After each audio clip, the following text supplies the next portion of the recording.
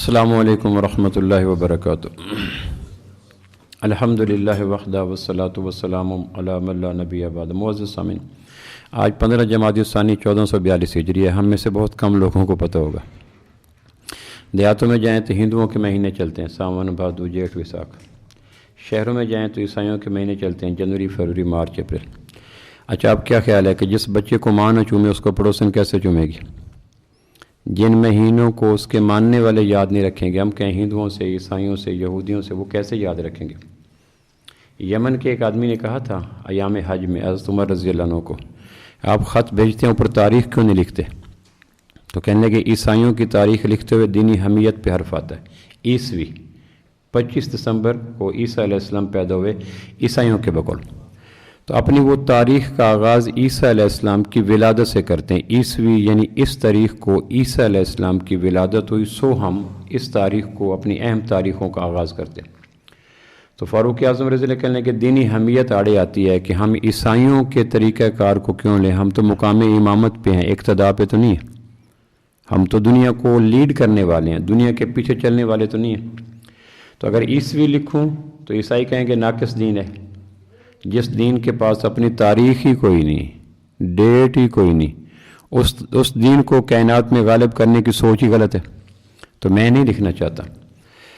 تو پھر انہوں نے کہا کوئی تاریخ تو طے کرنی چاہیے۔ تو پھر حضرت عمر رضی اللہ عنہ نے باہمی مشاورت کی، صحابہ کو بٹھایا، تابعین کو بٹھایا، تو کہا بتاؤ ہم اپنی تاریخ کون سی طے کریں؟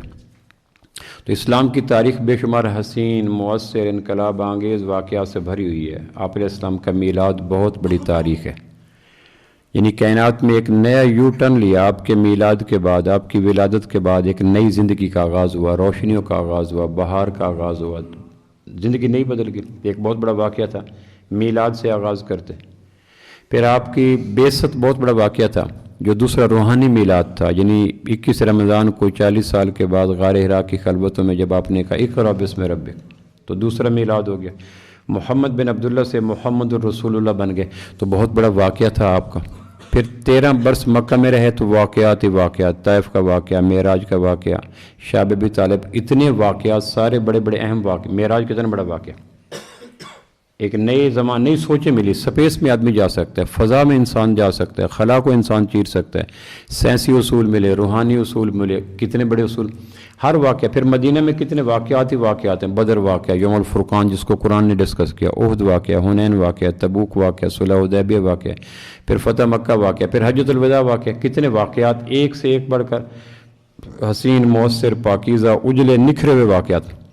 پھر فاروق اعظم نے کہا کس واقعہ کو جیسے عیسائیوں نے 25 دسمبر عیسیٰ کی ولادت کو بنیاد بنایا، ہم کس کو بنیاد بنائیں؟ اب آپ سوچیں کہ کتنا مشکل کام تھا، کس واقعہ کو نظر انداز کیا جائے؟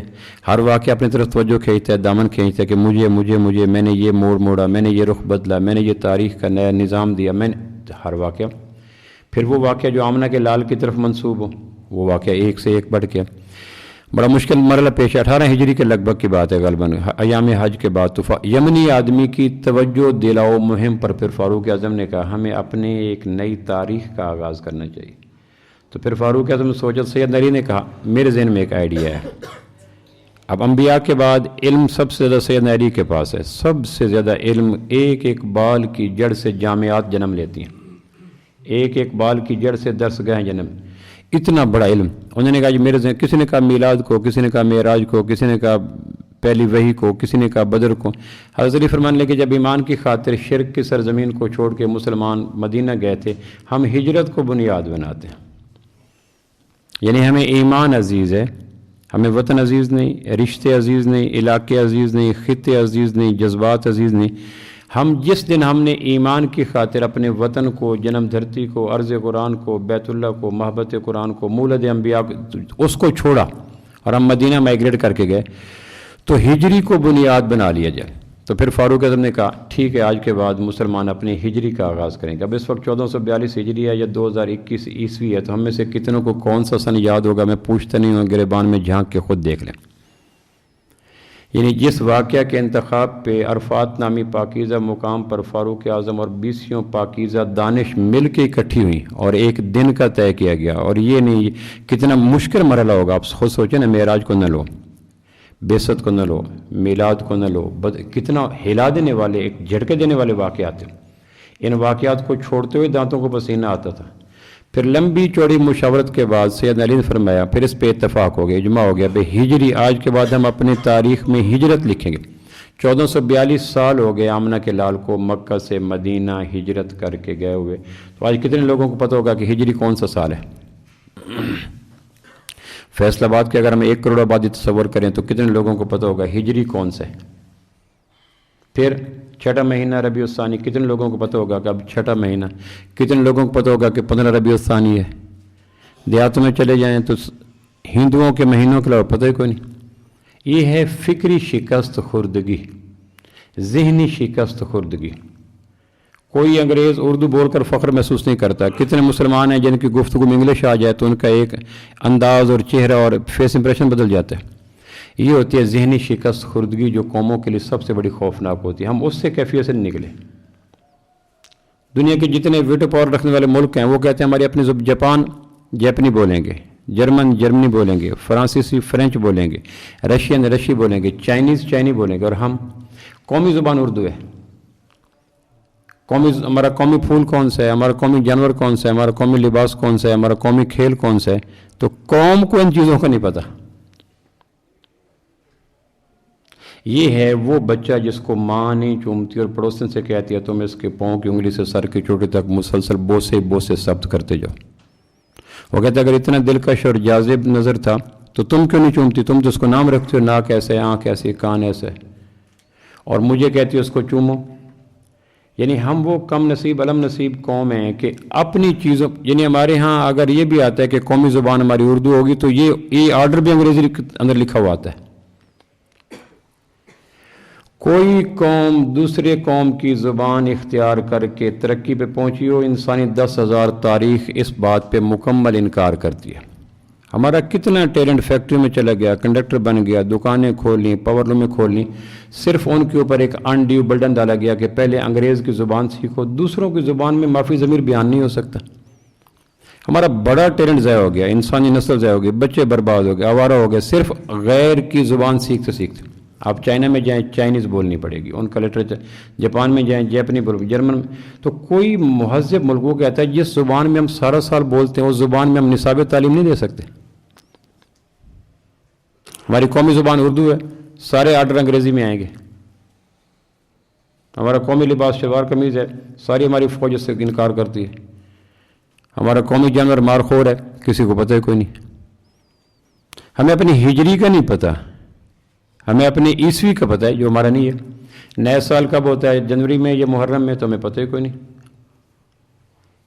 یہ ماتم کی چیزیں ہیں، خود احتسابی کی چیزیں ہیں، اپنا پرسہ دینے کی چیزیں ہیں، اظہار تعزیت ہیں۔ یہ تو یہ ربیع الثانی ہے، 15 آج ہوگی۔ یہ مہینہ آتا تو ایک صحابی یاد آتے ہیں، بڑی یاد آتے ہیں مجھے۔ اکثر میں کہا کرتا ہوں فیض کا مجھے وہ شعر یاد آتا ہے، رات یوں کھوئے ہوئے دل میں تیری یاد آئی، جیسے چپکے سے ویرانے میں بہار آ جائے، جیسے صحراؤں میں ہولے سے چلے باد نسیم، جیسے بیمار کو بے وجہ قرار آ جائے۔ جس طرح یہ کیفیات ہے نا کہ چپکے سے ویرانے میں بہار آ جائے، جیسے صحراؤں میں ہولے سے چلے باد نسیم، جیسے بیمار کو بے وجہ۔ ربیع الثانی آتا تو ایک صحابی یاد آتے ہیں، اور اس صحابی کے یاد آتے ہی دل کی دنیا کا وہی حال ہوتا ہے جیسے چپکے سے ویرانے میں بہار آ جائے، جیسے صحراؤں میں ہولے سے چلے باد نسیم، جیسے بیمار کو بے وجہ قرار آ جائے۔ مسلمانوں کے نزدیک، کافروں کے نزدیک نہیں، مسلمانوں کے نزدیک انبیاء کے بعد اس صحابی سے بڑا صحابی کوئی نہیں، جس کا ذکر میں بھی کرنے لگا ہوں، جن کا نام ہے عبداللہ بن عثمان رضی اللہ تعالیٰ عنہ۔ یہ وہ صحابی ہیں جن کو مسلمانوں نے اجماع کیا، یعنی جن چیزوں پہ علماء نے اجماع کیا مسلمانوں نے، وہ یہ ہے کہ انبیاء آدم علیہ السلام سے لے کر آمنہ کے لال صلی اللہ علیہ وسلم تک، نبیوں کے بعد بقیہ امتیں، یہ امت قیامت تک آنے والے لوگ، ان تمام میں سے افضل، اعلیٰ، بہترین ہر اعتبار سے عبداللہ بن عثمان ہیں، جن کو ابو بکر صدیق رضی اللہ عنہ کہتے ہیں۔ آپ میں سے کتنوں کو پتہ ہوگا ان کا نام عبداللہ تھا؟ نبیوں کے بعد عظیم ترین انسان، یعنی ان کا ٹائٹل دیکھیں، جس پہ اجماع ہے 1400 سال سے مسلمانوں کا۔ میں شرط مسلمان کہہ رہا ہوں، مسلمان اس کو مانتے ہیں، کافروں کی بات نہیں کر رہا۔ لیکن کتنے لوگوں کو پتہ ہے کہ ان کا نام حضرت ابو بکر صدیق کا نام عبداللہ تھا اور ان کے والد کا نام عثمان تھا؟ میرے خیال شاید آپ میں سے بھی کئی لوگوں کو اگر پوچھتا نہیں ہوں، لیکن اگر آپ اپنے آپ سے پوچھ لیں آپ کو اندازہ ہوگا کہ کتنے لوگوں کو پتہ چلا ہوگا کہ عبداللہ بن عثمان یعنی ابو بکر بن ابی قحافہ رضی اللہ تعالیٰ عنہ، یہ وہ صحابی ہیں جن کے اس مہینے میں وصال ہوا، اس لیے چند باتیں ایمان کی تجدید کے لیے ان کی بات کرتے ہیں تاکہ ہمارے صحابہ کی باتوں سے ایمان کی تجدید ہوتی ہے، اوور ہالنگ ہوتی ہے، دھلائی ہوتی ہے، پاکیزگی آتی ہے، گرد و غبار اترتی ہے، ابر کرم برستا ہے۔ صحابہ کی باتیں وہ ماحول قائم کرتی ہیں جو ابر کرم کے برسنے کے بعد نخلستانوں کا یا نباتات کا ہوتا ہے۔ اس سے پہلے میں صحابی کے حوالے سے ایک بات کرنا چاہتا ہوں۔ صحابہ پہ بات کرنا 6 لوگوں کی سنت، 6 سنتیں ہیں۔ سب سے پہلے صحابہ کی بات کرنا، یعنی میں جو بات کر رہا ہوں نا، صحابہ میں سے بھی امام صحابی، جس طرح امام الانبیاء ہیں اس طرح امام الصحابہ ہیں۔ امام الانبیاء حضور صلی اللہ علیہ وسلم کی ذات ہیں، امام الصحابہ سیدنا صدیق اکبر یعنی عبداللہ بن عثمان رضی اللہ تعالیٰ عنہ۔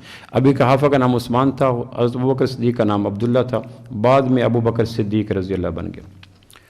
صحابہ کی بات کرنا یہ اللہ کی سنت ہے، یعنی قرآن مجید میں جن موضوعات پہ اللہ نے بات کی ہے، اللہ غیر ضروری موضوعات پہ بات نہیں کرتا، اللہ خطا سے پاک، وہ جس موضوع پہ بات کرے آپ سوچ سکتے ہیں کہ وہ موضوع جس پہ آیات اترے ہیں، جن پہ صورتیں اترے ہیں، جن پہ رکوعات، بعض آیات تو ایسی ہیں جو سر تپا ہیں منقبت کے انداز میں۔ آپ سورہ کوثر پڑھیں، ماں سوائے نعتیہ رنگ کے کوئی اس میں مضمون آتے نہیں ہے۔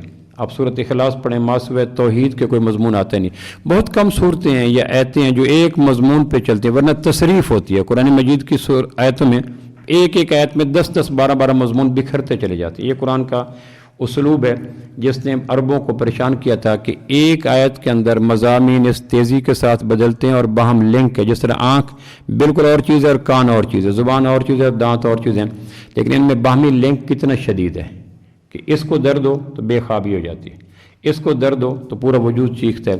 اس طرح مضامین کے اندر بظاہر ربط نظر نہیں آتا، اقیم الصلاۃ، آتوا الزکاۃ، ورکعوا، ایسے مضامین، ایک عقائد، عبادات، معاملات بکھرتے چلے جاتے ہیں۔ سطحی طور پر آدمی کہتا ہے کہ اس میں تو کوئی ربط ہی نہیں ہے، لیکن اہل نظر دیکھتے ہیں کہ ان مضامین میں اتنا شدید ربط ہے، جس طرح جسم کے اعضاء کے متفرق کارکردگیوں کے باوجود ایک دوسرے کے ساتھ شدید ربط ہوتا ہے۔ آنکھ نے کبھی کام نہیں کیا بولنے کا، اور دانت نے کبھی کام نہیں کیا سننے کا، اور ہاتھ نے کبھی کام نہیں کیا سوچنے کا، لیکن عمر بھر اپنے اپنے کاموں پہ لگے ہیں، لیکن ایک دوسرے کے ساتھ ربط کتنا شدید ہے۔ چھوٹی انگلی کے ناخن کچا اتر جائے، پورا وجود رات کو بے خواب ہو جاتا ہے۔ پورا جسم نہیں کہتا کہ تم نے کبھی میرا کام کیا جو میں تیرے درد میں شریک ہو جاؤں، کہ نہیں، تو کب بے شک تم نے میرا۔ اس طرح مضامین کے اندر ربط اتنا شدید ہے، مت پوچھیں۔ لیکن بہت کم ایسی صورتیں ہیں یا آیتیں ہیں جس میں صرف ایک مضمون چلتا ہو، ورنہ عام قرآن کا مضامین کا اندازہ تصریف بکھیر کے بیان کرنا، ایک سے ایک۔ اس میں جیسے میں نے کہا نا سورہ کوثر ہے، اس میں پوری صورت نعتیہ رنگ میں ہے، کوئی اور مضمون آیا ہی نہیں۔ سورۃ اخلاص ہے، پوری صورت توحید رنگ میں۔ اس طرح قرآن مجید کی طویل ترین جو آیتیں ہیں نا، 6 سطروں پر، 7 سطروں پر، ان میں ایک آیت ہے سورہ فتح کی آخری آیت، لاسٹ ون، محمد الرسول اللہ، یہاں شروع ہوتی ہے والذین معہ۔ یہ پوری کی پوری آیت میں رات پڑھ رہا تھا، کل پڑھ رہا تھا، پرسوں پڑھ رہا تھا، میں نے ایک دفعہ پڑھا، پھر پڑھا کہ شاید اس طویل ترین آیت میں کوئی اور مضمون بیچ میں آ گیا۔ یقین جانے اللہ گواہ ہے، ما سوائے صحابہ کی عظمت کے پوری آیت میں مضمون اور نظر ہی کوئی نہیں آتا۔ محمد الرسول اللہ، محمد کون؟ اللہ کے رسول، والذین معہ، یہاں ساتھ ہو جاتا ہے، جو ان کے ساتھ ہیں۔ یہاں سے پھر شروع ہوتے والذین معہ اشداء علی الکفار رحماء بینہم تراہم رکعا سجدا یبتغون فضلا من اللہ ورضوانا۔ اس سے چلتے چلتے آخر پہ آ کے تو پورے مضمون صحابہ کی منقبت میں ہے۔ حبب، اس سے اگلی صورت جو آتی ہے سورہ فتح سے اگلی صورت سورۃ حجرات ہے، حبب الیکم الایمان وزینہ فی قلوبکم وکرہ الیکم الکفر والفسوق والعصیان اولئک هم الراشدون۔ جیسے ایک آدمی کہتے ہیں نا یہ ایسے ایسے ایسے، آخر پہ آ کے ایک لفظ میں ان کی ساری صفات، آخر پہ کہ اولئک هم الراشدون، یہ تو ہیں ہی چٹانیں، ان کو تو کوئی ہلا ہی نہیں سکتا۔ تو اولئک هم الراشدون، یہ تو ہیں ہی چٹانیں، مت پوچھو۔ یعنی ایک بات پہ آ کے قرآن مجید نے جیسے ہوتے ہیں صحابہ کی انتہا کر دی، اولئک هم، ان کو مت پوچھو، ان کو تو کوئی ہلا ہی نہیں سکتا۔ تو صحابہ کی تعریف کرنا اللہ کی سنت ہے، اتنا بڑا کام ہے صحابہ کی تعریف۔ یہ چھوٹا مضمون ہوتا ہے، اللہ قرآن میں درج نہ کرتا۔ اس لیے میں بیٹھا تھا ایک دفعہ، تو میرے پاس ایک آدمی اس نے کہا میں فلاں صحابی کے بارے میں آپ سے کوئی بات کرنا چاہتا ہوں۔ میں نے کہا مجھے ایک فکرہ سنو، ایک فکرے میں جواب دو، پھر اس کے بعد میں آپ سے بات کرتا ہوں۔ کہنے کہ کیا؟ میں نے کہا فکرہ ایک ہے، صحابہ اللہ نے امت کو تنقید کے لیے دیے یا تقلید کے لیے؟ میں نے پھر اس کو ریپیٹ کر دیا۔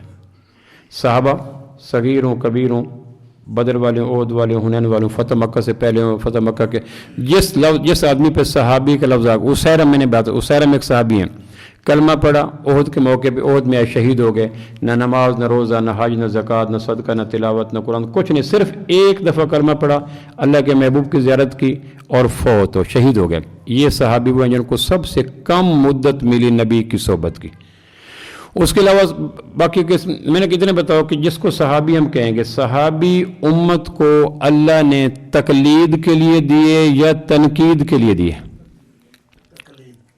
تو کہنے لگے تقلید کے لیے، تو میں نے کہا تقلید جن کی جائے ان پہ تنقید کرنے کا حق بنتا ہے کوئی؟ جس کی تقلید کا آمنو کما آمن الناس، ایسے اللہ پر ایمان لاؤ جیسے صحابہ لے۔ تو اللہ کہہ رہے ہیں ایسے، اللہ کے ہاں وہ سرٹیفائیڈ ہیں، معیار ہیں، سیمپل ہیں، کمال ہو گیا نا۔ اب جس کو اللہ بطور ڈسپلے تنقید کے لیے بجائے تقلید کے لیے دے، اس کو کوئی شخص تاریخ کی روشنی میں، اقوال کی روشنی میں، منطق کی روشنی میں، ذاتی سوچ کی روشنی میں، یا آباء و اجداد کے غلط نظریات کی روشنی میں تنقید کرے، تو اس کو تنقید کے قابل وہ ہے یا اس کی بنیاد پر تنقید صحابہ پہ برداشت کی جائے؟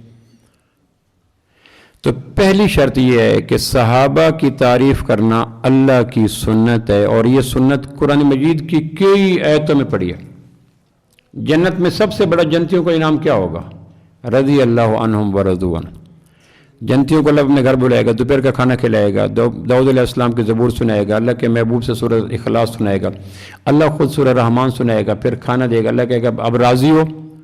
یعنی اب سارے نبی بیٹھے ہیں، نبیوں سے مصافحہ ہو رہا ہے، صحابہ سے مصافحہ ہو رہا ہے، ازواج مطہرات سے مصافحہ ہو رہا ہے، اللہ کھانا کھلا رہے ہیں، سب کچھ کھلانے کے بعد اللہ کہے گا داؤد ان کو طور زبور سناؤ، میرے محبوب ان کو سورہ رحمان سناؤ، میرے خود اللہ سنائیں گے، کہ پھر اللہ کہیں گے اب بولو راضی ہو کہ راضی ہیں؟ اللہ کہے گا اس کے، انہیں کہا اللہ اب تو کوئی کمی نہیں رہی، اللہ کہے گا اس ایک اور بڑی چیز ہے میں تمہیں دینا چاہتا ہوں، کہ کیا؟ کہ رضی اللہ عنہم ورضوا عنہ، میں تمہارے پر راضی ہو گیا اور تم میرے پر راضی ہو گئے۔ یہ وہ ٹائٹل ہے، وہ ڈگری ہے، وہ پوسٹ ڈاکٹریٹ ہے جو جنت میں، جنت پہ سب سے بڑی ہوگی، اور یہ ڈگری اللہ نے قرآن کے اندر صحابہ کو دنیا میں عطا کر دی۔ یہی ورڈنگ رضی اللہ عنہم ورضوا عنہ، کہ وہ جو جنت میں جانے کے بعد ملے گی صحابہ کو وہ نعمت دنیا میں، اللہ نے کہا جو نعمت جنتیوں کو تکمیل جنت پہ ملے گی وہ جن کو مل گئی، تم ان کو تاریخ کی روشنی میں کھنگالنا چاہتے ہو، تمہاری بد نصیبی پہ بھی آسمان کے تارے بھی ماتم کریں تو کم ہے۔ تم جیسا کم بخت شاید کوئی زمین بوڑھے آسمان نے دیکھو کہ رضی اللہ عنہم ورضوا عنہ کا سند لینے والے کو تم تاریخ کی روشنی میں، بدایہ، تبری، ابن خلدون کی روشنی میں تنقید کرتے ہو۔ صحابہ قرآن کے زمانے کے لوگ ہیں، تبری، ابن خلدون یا ابن کثیر کی تاریخ کے زمانے کے لوگ نہیں ہیں۔ صحابہ کا ٹائٹل، پہلی بات یہ صحابہ کی تعریف کرنا اللہ کی سنت ہے۔ دوسرا، صحابہ کی تعریف کرنا آمنہ کے لال صلی اللہ علیہ وسلم کی سنت ہے۔ واضح آپ ایک حدیث سنتے ہیں کہ الصحابی کا نجوم، میرے صحابہ ستارے ہیں۔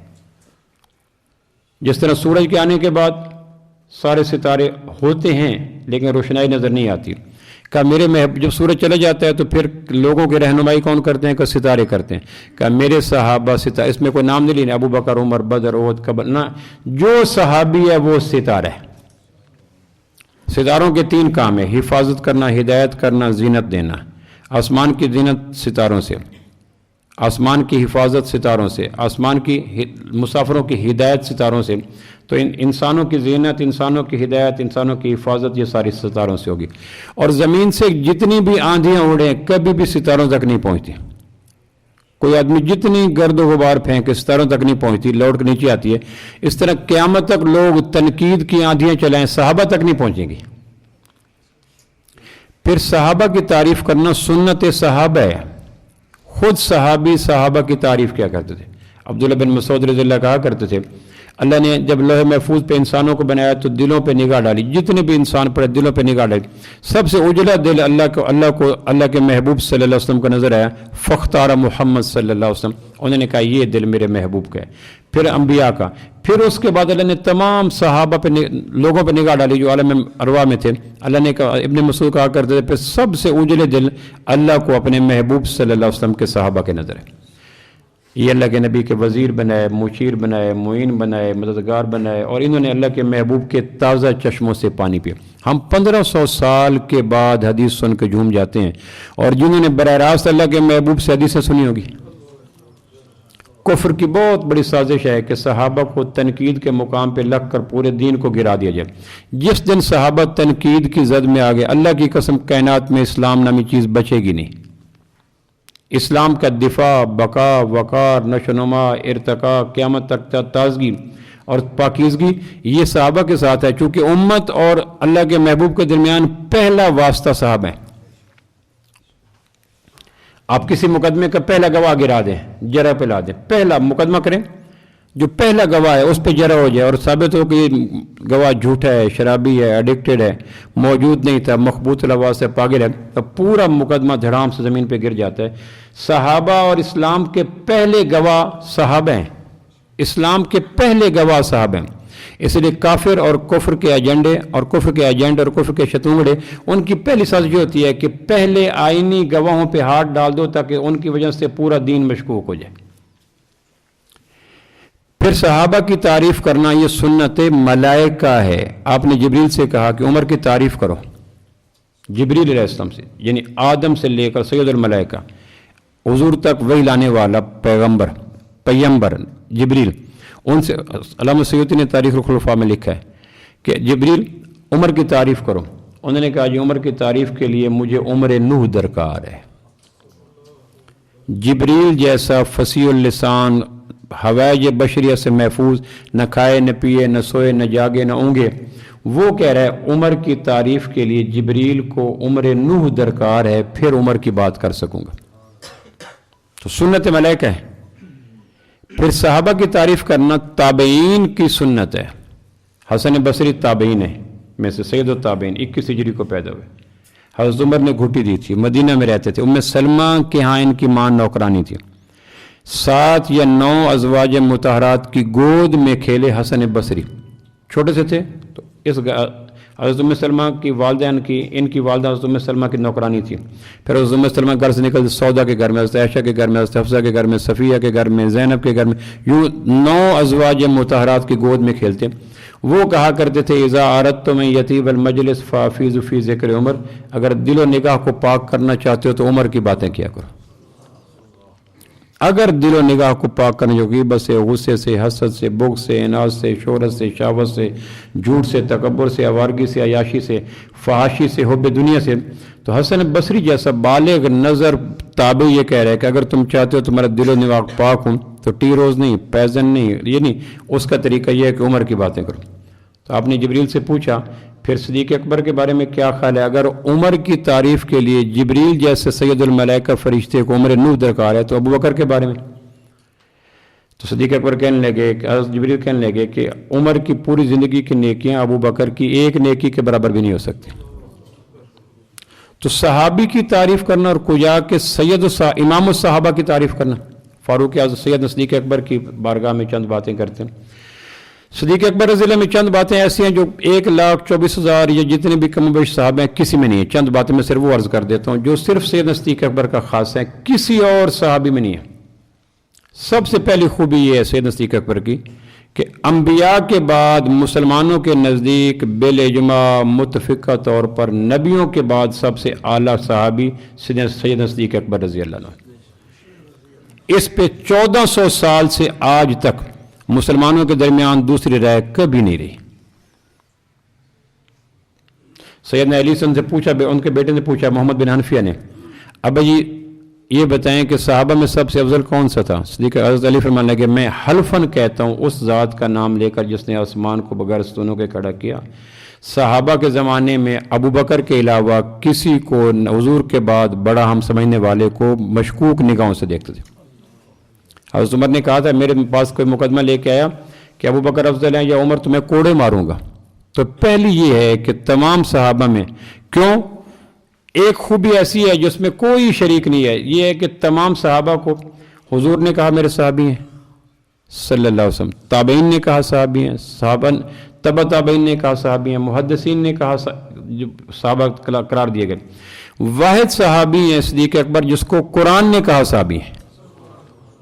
یعنی کوئی ہیں باقی سارے صحابہ، لیکن قرآن نے جس کو صحابی کہا ہو، اس لیے امام مالک رحمہ اللہ کہا کرتے تھے کہ صدیق اکبر رضی اللہ کی صحابیت کا انکار کرنے والا ایسا ہی کافر ہے جیسے یہودی سے عیسائی کافر ہے۔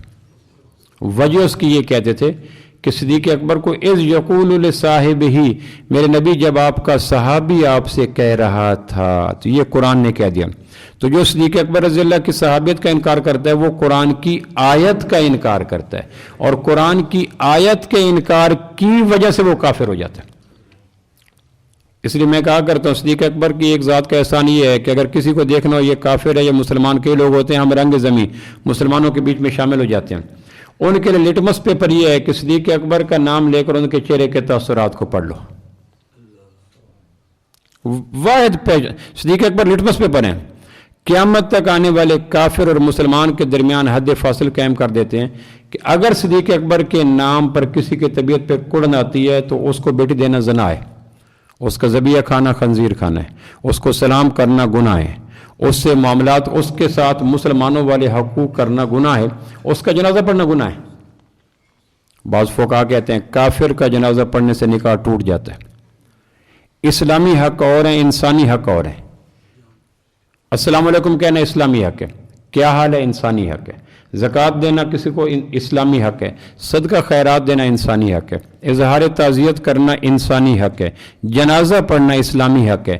اس لیے کسی غیر مسلم کو اسلامی حق دینا یہ گناہ ہے۔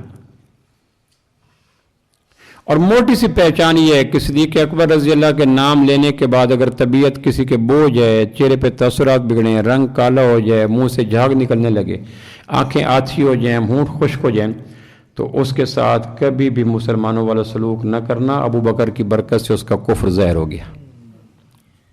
امام سے اختلاف ہو جائے لوگ مسجدیں بدل جاتے ہیں، حالانکہ کوئی اتنی بڑی بات نہیں ہوتی۔ فروعی اختلافات پہ لوگ شادی نہیں کرتے، نہیں جی وہ اہل حدیث ہے، وہ دیوبندی ہے، وہ حنفی ہے، وہ شافعی، اس پہ اور کفر کے ساتھ نرم لہجہ کرنا یہ حمیت دینی کے خلاف ہے۔ عبداللہ بن ابی کا مرا تو حضور علیہ السلام فرمایا میں جنازہ پڑھاؤں گا۔ حضرت نے کہا یا رسول اللہ نہ پڑھائیں، کہ نہیں پڑھاؤں گا۔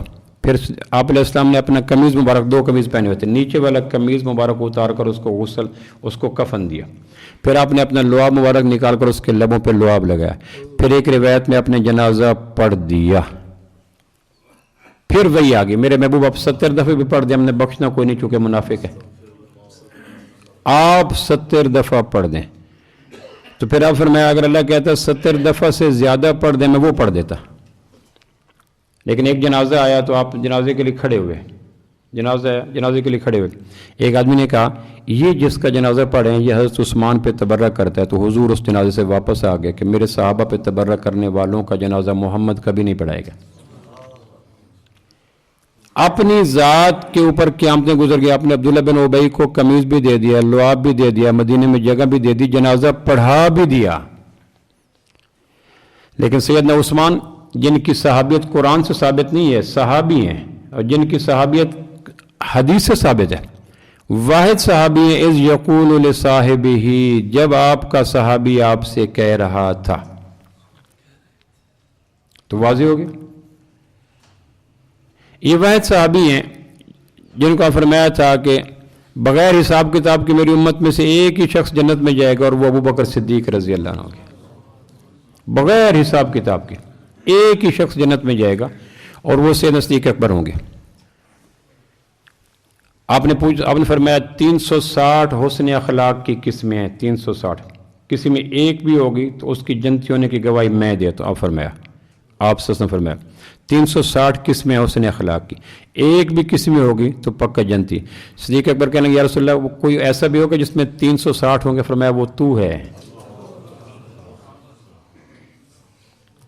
یہ واحد صحابی ہیں جن کا لقب آسمان سے آیا، بخاری شریف کی روایت ہے، حضرت علی فرمایا کرنے میں حلفاً کہتا ہوں ابو بکر کو صدیق آسمان سے کہا گیا تھا، یعنی کسی صحابی کا لقب آسمان سے نہیں ہے، فاروق ہے، غنی ہے، حیدر ہیں، امین الامت ہیں، جو بھی بڑے بڑے اللہ کے محبوب ارشاد فرمایا بہت بڑے لقب ہیں، لیکن یہ وہ صحابی جن کے صدیق کا ٹائٹل آسمان سے ہے۔ جب معراج کر کے آئے تو آپ نے پوچھا جبریل سے، مکہ سارا بھرا ہوا ہے مشرکوں سے، میری بات بات پہ کیڑے نکالتے ہیں. میری بات کی کیسے تصدیق کریں گے؟ میں کہوں گا میں شام گیا پھر پہلے آسمان پہ، تو لوگ تو بات کا بتنگڑ بنائیں گے. کوئی ہوگا، فرمایا وہ ابو بکر آپ کی بات کی تصدیق کرے گا. اور ابو بکر کو آسمان پہ صدیق کہا جاتا ہے. بخاری کی روایت حضرت علی فرمایا کرتے تھے میں حلفاً کہتا ہوں صدیق اکبر وہ صحابی ہیں جن کا صدیق کا ٹائٹل اللہ نے آسمان سے بھیجا تھا. اور یہ وہ صحابی ہیں جنہوں نے اسلام کی دعوت کے مقابلے میں ایک سیکنڈ کی بھی دیر نہیں کی. آپ فرمایا میں نے جس کو اسلام کی دعوت دی، کسی نے دن مانگا، 2 دن مانگے، آبجیکشن کی، عقل مانگی، دلائل مانگے، کوئی بھی میرے تمام صحابہ میں ایسے صحابی نہیں ہے جس کو میں نے دعوت دی ہو اور ایک سیکنڈ کے وقفے کے بغیر اس نے بغیر حیل و حجت کے قبول کر لیو ما سوائے ابو بکر صدیق رضی اللہ عنہ. یہ وہ صحابی ہیں. ادھر دعوت ہوئی، اس لیے ایک دفعہ کوئی صحابہ نے آپ کے خلاف باتیں، حضور نے فرمایا مہربانی کرو اس کو معاف کرو جس نے میری دعوت کے مقابلے میں ایک سیکنڈ کا وقفہ بھی نہیں لگایا. اور یہ واحد صحابی ہیں جن کو سب سے زیادہ اللہ کے محبوب کی صحبت کمپنی نصیب ہوئی. 38 برس کی عمر تھی، ریشم کا کاروبار کرتے تھے، بنو تیم کے سردار تھے، قتل کے فیصلے کیا کرتے تھے. اس وقت دعوت ملی. اب ایک آدمی غریب ہو اسلام قبول کر لے کوئی بڑی بات نہیں، رشتہ دار ہو اسلام قبول کر لے کوئی بڑی بات نہیں، گھر کا فرد ہو اسلام قبول کر لے کوئی بڑی بات نہیں، اور عام آدمی قبول کر لے. بنو تیم قتل کے فیصلے کرتے تھے. بنو تیم کا سردار سید صدیق اکبر، 40 ریشم کی دکانیں، 38 سال کی کڑی العمر، دعوت دی. کوئی بھی کمزوری نہیں تھی، سرداری بھی ہے، وجاہت بھی ہے، عزت بھی ہے، آبرو بھی، مال بھی ہے. پھر دعوت ملی اسلام کی تو بغیر وقفے کے فوراً اسلام قبول کر لیا. اس لیے علماء کہتے ہیں کمال بات ہے ابو بکر رضی اللہ عنہ کی کہ کوئی بھی کمزوری نہیں تھی اور اسلام قبول کر لیا. ہماری ماں خدیجہ اللہ کے محبوب کی بیوی ہیں، سیدنا علی کرم اللہ وجہ اللہ کے محبوب کے ایک فرسٹ کزن ہیں، سیدنا زید اللہ کے محبوب کے غلام ہیں. اب یہ نسبتیں، ایک غلام ہے، ایک فرسٹ کزن ہے، ایک بیوی ہے، ان کی اسلام لانے کی لیکن صدیق اکبر تو 38 سال کے کڑیل جوان ہیں، بنو تیم کے سردار ہیں، اربوں پتی انسان ہیں اور اپنے قبیلے کے سردار ہیں. ان کا اسلام قبول کرنا اس کو VVIP قرار دیا گیا. اور یہ وہ صحابی ہیں جن کو سب سے زیادہ اللہ کے محبوب کی صحبت ملی. اسلام لانے سے پہلے تعلق داری تھی. حضرت خدیجہ سے آپ کا نکاح ہوا، پھر رخصتی ہونی تھی تو اللہ کے محبوب کے پاس پیسے کوئی نہیں تھے. حضرت عبداللہ جو چھوڑ گئے تھے، چند ایک بکریاں تھیں، ایک غلام نوکرانی تھی. حضرت عبداللہ جو آپ علیہ السلام کے والد محترم تھے، جب ان کا انتقال ہوا تو تھوڑی سی بکریاں، ایک نوکرانی جس کا نام ایمن تھا، بر کا نام تھا، بعد میں حضرت زید سے شادی اور اسامہ پیدا ہوئے. یہ ایک کل کائنات تھی. اور حضرت خدیجہ سے نکاح ہوا تو وہ تھی ایکسپورٹ امپورٹ کی کھرب پتی. اللہ کے محبوب پریشان تھے کہ رخصتی ہوگی، معاشی فرق بڑا ہے، اکنامیکل گیپ بڑا ہے، وہ کھرب پتی ہیں، میرے پاس کچھ نہیں ہے. صدیق اکبر یہ بات بھانپ گئے. ایک دن ہے کہ اللہ کے محبوب میرے والد نے آپ کے والد سے کچھ قرض لیا تھا، وہ میرے ذمہ باقی ہے، وہ میرا باپ دے نہ سکا، میرے پاس پیسے ہیں، میں دینا چاہتا ہوں. پھر اتنی ہینڈ سم اماؤنٹ ادا کر دی اللہ کے کہ میرے والد نے، یعنی یہ بھی نہ ہو کہ اللہ کے محبوب کو الفیل ہو، میرے والد نے آپ کے والد سے قرض لیا تھا، مقروض کی بخشش نہیں ہوتی، تو مہربانی کرو، میرے والد دے نہیں سکے، میں اب اس پوزیشن میں آ گیا ہوں، تو آپ مہربانی کریں میرے سے وہ قرض لے لیں. تو وہ ایک اچھی بھلی امان، اس لیے فرمایا کرتے تھے کہ میں تمام لوگوں کے احسانات کا بدلہ میں دے چکا ہوں، ابو بکر کے احسان کا بدلہ اللہ کے حوالے کرتا ہوں.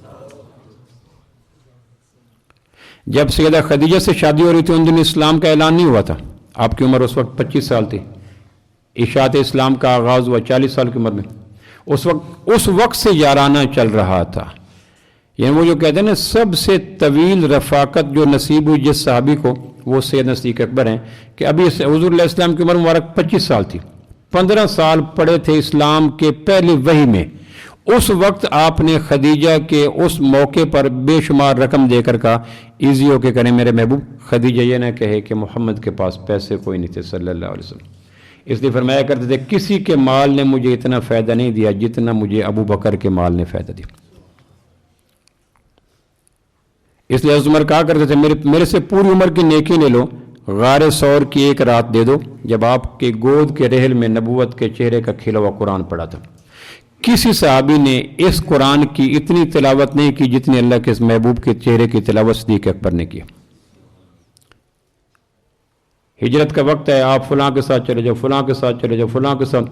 سیدنا علی کو فرمایا آپ ٹھہر جاؤ، بعد میں مانتے دے کہ حضرت عثمان کو بھیج دیا، حضرت عمر کو بھیج دیا، لیکن ابوبکر کو کہا تم میرے ساتھ چلو. وہ جو 12 راتیں یکم ربیع الاول کو چلے، 12 ربیع الاول کو مدینہ جا پہنچے قباء کے اندر. یہ 12 راتوں میں آپ کے ساتھ ماں سوائے صدیق اکبر کے تو کوئی نہیں تھا. پھر غار حرا کی 3 راتیں قیامت ہوگی. پھر رہی سے کمی جو پوری کر دی وہ آپ کے مزار میں آپ کے ساتھ عمر بھر کی رفاقت نصیب ہوگی. آدم علیہ السلام سے لے کر حضور اقدس صلی اللہ علیہ وسلم تک کسی امتی کو یہ فضیلت حاصل نہیں ہے کہ کسی امتی کو نبی کے ساتھ وفات کے بعد سینہ اقدس کے ساتھ سر رکھ کر عمر بھر کے لیے قبر نصیب ہوگی. جہاں اللہ کے محبوب کا سینہ مبارک ہے وہاں صدیق اکبر کا سر مبارک ہے. سب سے پہلے جس نے تو طویل رفاقت ملی صدیق اکبر. اس لیے صحابہ کہتے ہیں کہ 2 صحابی تھے جو صرف اللہ کے محبوب کو دیکھ سکتے تھے، باقیوں کی آنکھوں میں طاقت نہیں تھی کہ روح مبارک کی زیارت کر سکے. وہ ابو بکر اور عمر تھے. اس لیے فرمایا میری امت جس طرح کلمے سے محبت کرے گی میری امت اس طرح ابو بکر سے بھی محبت کرے گی. کلمے سے جس طرح محبت کرے گی میری امت اس طرح وہ. 3 موقع ایسے ہیں کہ امت کو اتنا بڑا سنبھالا دیا ہے صدیق اکبر نے کہ کسی صحابی سنبھالا دے نہیں سکا. اللہ کے محبوب کا وصال ہوا تو ہر طرف ایک جذباتی کیفیت ہے. حضرت عمر کہہ رہے تھے جس نے کہا ہے کہ اللہ کے نبی کی وفات ہوگی میں گردن اڑا دوں گا. اللہ کے محبوب گئے اللہ کے پاس احکام لائیں گے. جس طرح موسیٰ علیہ السلام طور پہ گئے تھے احکام لینے کے لیے، تلوار لہرا رہے تھے. جب اعلان ہوا 12 ربیع الاول کو چاشت کے وقت کہ اللہ کے محبوب کی وفات ہوگی، حضرت عمر کے اوسان ہی ختم ہو گئے. کئی صحابہ عمر بھر کے لیے گونگے ہو گئے، بول نہ سکے. اس کے بعد کئیوں کی شاعری ختم ہوگی، خطابت ختم ہوگی، فصاحت ختم ہوگی، بلاغت ختم ہوگی، گمسم ہو گئے. صدمہ جو پڑا، سب سے بڑا صدمہ صحابہ کا اللہ کے محبوب کی وفات تھی. ہر چیز ہل گئی تھی. حضرت عثمان گمسم بیٹھے تھے، سیدنا علی سر جھکا کے مسلسل روئے جا رہے تھے. کوئی نہیں تھا اس غم کی شدت میں آ کے سہارا دیتا. یہ پہلا موقع تھا. حضرت صدیق اکبر مدینہ کے پاس ایک جگہ تھی مقام سخ، وہاں ان کی بیوی رہتی تھی سیدہ فاختہ رضی اللہ عنہ. ان سے ملنے کے لیے گئے تھے. واپس آئے پتہ چلا کہ حضور علیہ السلام کا وصال ہوا. آئے اندر ازواج مطہرات تھیں، پردہ کرایا، آپ کی پیشانی پہ بوسہ دیا، کہا میرے محبوب آپ زندگی میں بھی پاک تھے، وفات کے بعد بھی پاک ہیں. پھر آئے مسجد نبی میں، 7 مسجد نبی تھی. کہا لوگوں سنو میری بات. پھر لوگ کھڑے وما محمد اللہ رسول قد خلت من قبلہ الرسل. یہ آیت پڑھی اور ایسے حضرت عمر کہتے ہیں یوں لگا جیسے آیت نازل ہی آج ہوئی. یہ پہلا موقع تھا جب امت کو سنبھالا. پھر طرح طرح کے مسائل ہیں. اللہ کے محبوب کہاں تدفین کی جائے. صدیق اکبر نے کہا اللہ نے نبی کو جہاں دفن کرنا ہوتا ہے، اللہ کے نبی کو اللہ وفات بھی وہی دیا کرتا ہے.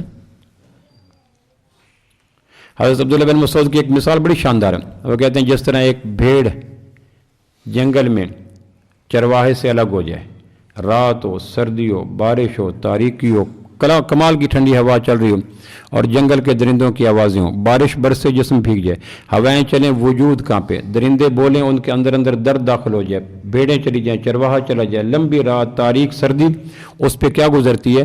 حضور کے بعد ہمارے اوپر یہ گزر رہی تھی، ابو بکر نہ آتے تو ہمیں کوئی سنبھالے نہ دے سکتا.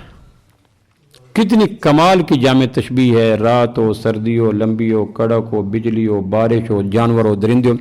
یوں دنیا بھر کے درندے ہماری طرف آئے تھے اور آگے صدیق اکبر اولئک ہم الراشدون چٹان بن کے کھڑے تھے. اس لیے کہتے ہیں کہ حضور نے فرمایا تھا کہ میری امت ابو بکر سے ایسے محبت کرے گی جیسے کلمہ طیبہ سے محبت کی جاتی. 2 احسان سیدنا صدیق اکبر کے سب سے زیادہ ہیں ہر حلال انسان پر. 2 احسان کمال کے ہیں. ایک احسان یہ ہے کہ اللہ کے محبوب کے زمانے میں قرآن کتاب کی شکل میں نہیں تھا، سینوں میں تھا، صدور میں تھا، سطور میں نہیں تھا. کسی صحابی کے پاس بک فارم میں، بائنڈنگ میں، جلد میں 30 پارے یا 6614 صورتیں نہیں تھی. 2 صورتیں، 4 صورتیں، 3 پارے. صدیق اکبر رضی اللہ کے زمانے میں جو ریاض اب شہر ہے سعودی عرب کا، یہاں جنگ ہوئی، جنگ یمامہ مسلمہ کذاب کے خلاف. اس جنگ میں 700 حفاظ اور قاری شہید ہوئے. پھر صدیق اکبر نے کہا کہ اس طرح جنگیں لگتے رہیں گے، حفاظ شہید ہوتے رہیں گے، قاری شہید ہوتے رہیں گے تو پھر قرآن مجید کا کیا بنے گا. تو پھر آپ نے مشرق مغرب سے لوگوں کو اکٹھا کیا، قرآن اکٹھا کرایا. یہ جو پورا قرآن اس وقت موجود ہے، صدیق اکبر فرمایا کرتے، حضرت علی فرمایا کرتے تھے اپنے زمانے خلافت میں کہ ابو بکر کا کوئی اور احسان نہ بھی ہوتا، قرآن کو کتابی شکل میں دے کر جانا امت پہ اتنا بڑا احسان ہے کہ امت کا کوئی حلالی شخص قیامت تک صدیق اکبر کے سامنے سر نہیں اٹھا سکتا. افریقہ کے اندر کچھ قبائل تھے، ان کے قرآن یاد کرایا جاتا ان کو یاد نہیں ہوتا تھا. بعد میں پتہ چلا کہ ان کے سینوں میں صدیق اکبر کا بغض تھا. ہر وہ شخص جس کے سینے میں صدیق اکبر کا بغض ہے، اللہ کی قسم اس کو قرآن یاد نہیں ہو سکتا. ہو ہی نہیں سکتا. پھر ان کو توبہ کروائے گی کہ صدیق اکبر کا احسان مانو. پھر یاد کیا, پھر قرآن یاد ہونا شروع ہوگی. ایک احسان یہ ہے کہ قرآن کو بک فارم میں دے گئے. 114 صورتوں پر مشتمل دستاویز جو قرآن کے روپ میں ہمارے پاس موجود ہے, یہ سب سے پہلے صدیق اکبر نے اپنے 2.5 سال زمانے میں زید بن ثابت کو سیکٹری بنا کر اس کے ساتھ ٹیم بنا کر پورا قرآن جمع کیا. دوسرا جو احسان صدیق اکبر کا جس سے کوئی امت نہیں انکار نہیں کر سکتی, لکھا ہے شاہ ولی اللہ کے بیٹے شاہ عبدالعزیز محدث دہلوی نے تفسیر عزیزی کی آخری جلد میں یہ واقعہ لکھا ہے سورہ والعصر کی تفسیر میں. کلہ بن اسید ایک مشرک تھا. کلہ بن اسید مشرک تھا. صدیق اکبر چونکہ قبیلہ تیم کے سردار تھے, 40 ریشم کی دکانیں, کھرب پتی انسان, قتل کا فیصلہ کرتے تھے, وی آئی پی انسان, شرافت میں مسلم. جب اسلام لائے تو دکانیں ختم, اسلام لائے تو لباس. یہ وہ صحابی ہیں جن کی یونیفارم آسمان کے ملائکہ نے پہنی. جبریل علیہ السلام آپ کے پاس ہے اور پھٹا ہوا قمیض, ببول کے کانٹے لگائے ہوئے بٹن کے, اور ایک ٹاڑ کا کپڑا. آپ جبریل یہ کیا کہ ابو بکر نے جو لباس پہنا اللہ نے سارے آسمان کے ملائکہ کے یونیفارم یہی بنا دیا. کسی صحابی کا لباس یونیفارم کے طور پر آسمان کے یونیورسٹی کے طلبہ کے لیے ریکمنڈ نہیں ہوا ماں سوائے ابی قحافہ کے بیٹے ابو بکر کے لباس کے رضی اللہ عنہ. تو کلہ بن اسید نے آ کے کہا ابو بکر یہ لوگ آپ باتیں کرتے ہیں, تھپڑ مارتے ہیں, آوازیں کستے ہیں, 2 ٹکے کے لوگ, آپ 40 ریشم کی دکانیں, قبیلہ تیم کے سردار, کڑیل جوان, پاک عفت ماب انسان, آپ کو کیا ہو گیا؟ پھر اس نے ایک بات کی کہ دیکھو آپ ناکام کیوں ہو گئے, دکانیں ختم ہو گئیں, وجاہت ختم ہو گئی, لوگ باتیں کرتے ہیں. بیت اللہ کا پہلا خطیب ابو بکر ہے. زمین کے اوپر سب سے پہلی مسجد بنوانے والا ابو بکر ہے رضی اللہ عنہ. سب سے پہلے گھر میں جس نے پریئر ہال بنایا. ہمارے یہاں تو پریئر ہال کو نہیں, بڑے بڑے گھر میں جانے کا موقع ملتا ہے. یہ ڈائننگ روم ہے, ڈرائنگ روم ہے, بیڈ روم ہے, ٹی وی لان ہے. پچھلے دن میں گجر دوست کے گھر میں گیا, 2 منزلوں پر کمرہ تھا, لیکن میں نے پوچھا پریئر ہال, تو اللہ کو شکر کوئی پریئر ہال نہیں تھا. سب سے پہلے زمین کے اوپر گھر کے اندر پریئر ہال جو بنایا وہ صدیق اکبر نے بنایا. اب بھی کوشش کیا کریں گھروں میں بنایا کریں پریئر ہال, جائے نماز. پھر زمین کے اوپر سب سے پہلے جو مسجد بنائی مسجد نبوی, اس کی پیمنٹ سے صدیق اکبر نے دی.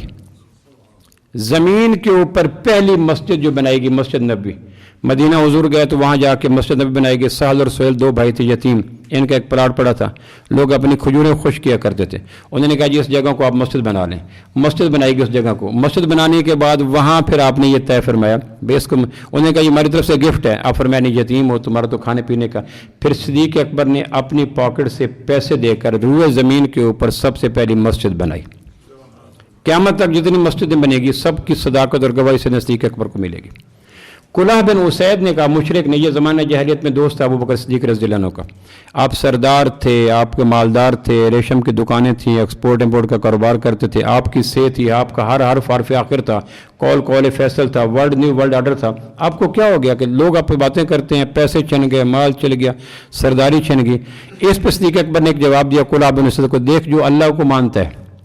اس نے کہا نا ریشم کی دکانیں گئی, سرداری گئی, عزت گئی, مال گئی. انہوں نے کہا دیکھ جو اللہ کو مانتا ہے اور اللہ کی مانتا ہے وہ کسی بھی حال میں اس کو ناکام نہیں کہہ سکتے.